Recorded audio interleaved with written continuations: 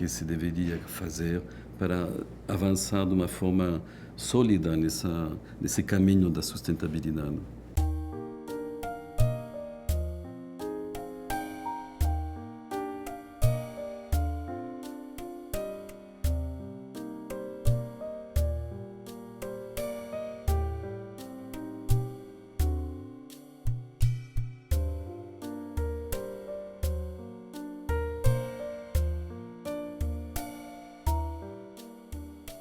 No decorrente das próximas semanas, os líderes do mundo, os chefes de Estado, os chefes de governo do mundo vão se reunir no Rio de Janeiro, no marco da Conferência Rio+20, Conferência das Nações Unidas, sobre desenvolvimento sustentável, para, de um lado, dar seguimento à Cumbre da Terra, que aconteceu em 1992, mas, sobretudo, para debater, para conversar do que deveriam ser medidas ou compromissos internacionais para avançar no sentido de uma maior sustentabilidade humana e do planeta também, não? E isso em relação a duas grandes temáticas, uma sendo a promoção e desenvolvimento de uma economia verde e a outra a erradicação da pobreza. Infelizmente, eu diria, ou de forma um pouco contraditória, essa reflexão solidária, ela se dá num contexto mundial particularmente fragmentado, difícil, onde os conflitos, infelizmente, existem, não? E onde vivemos uma crise muito grande.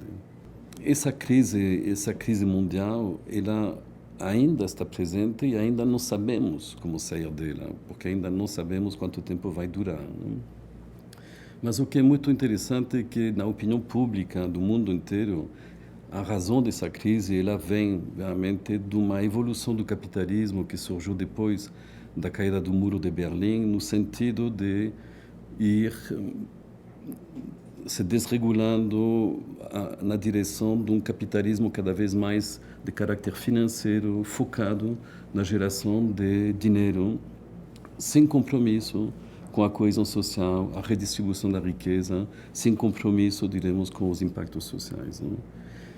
Essa situação, essa evolução que vivimos nas últimas décadas, hoje ela é considerada como inaceitável, não? E a melhor manifestação disso é todo esse movimento de indignação, inclusive, que ocupou as ruas em muitas capitais do mundo, não? E que faz que para muitas pessoas, hoje talvez, esse tipo de capitalismo constitua a maior ameaça para a sustentabilidade do planeta. A segunda, diremos, grande problemática que, na minha opinião, é interessante de colocar quando se pensa a sustentabilidade é a questão dos valores universais e do diálogo das civilizações, o que a Unesco chama le rapprochement des cultures, não? Essa questão é extremamente difícil e complexa porque ela também leva a muitas histórias passadas que foram, infelizmente, muito sofridas, porque, em nome dos valores e da civilização, muitas guerras e muitas cruzadas e muitas matanças aconteceram no mundo. Mas, sem dúvida, hoje essa é uma das questões mais importantes, não?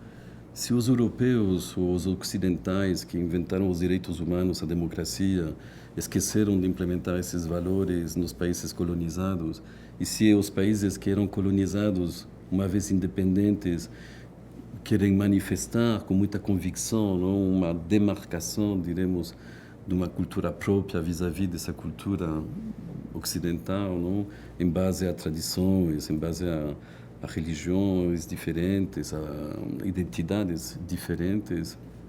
Então, essa questão hoje, infelizmente, ela se traduz em base a conflitos, não? Conflitos que o próprio Fukuyama chamou de le choc de civilização, não? Mas conflitos que constituem hoje um perigo também para a paz mundial. E essa situação ela não foi resolvida e ela tem que ser resolvida. Para também escutar o o que são as reflexões e como também os brasileiros eles entendem estas problemáticas e consideram estes grandes desafios. A Unesco no Brasil decidiu criar um programa chamado Mais 20 Ideias para Girar o Mundo, no qual decidimos convidar 20 personalidades brasileiras de horizontes totalmente diferentes, diversificados, perfis e experiências de vida, assim como formações totalmente diferenciadas. Essas pessoas, então, elas estariam gravando umas apresentações curtas em base a opiniões puramente pessoais, reflexões as mais holísticas possíveis, não? Sem reproduzir nenhum pensamento institucional, partidário, com colocações totalmente independentes. Quero aproveitar este momento para agradecer, portanto, a estas 20 pessoas que tiveram a gentileza de aceitar nosso convite e de aqui compartilhar conosco, de se abrir, não? Para colocar suas reflexões e pensamentos para todos. Obrigado.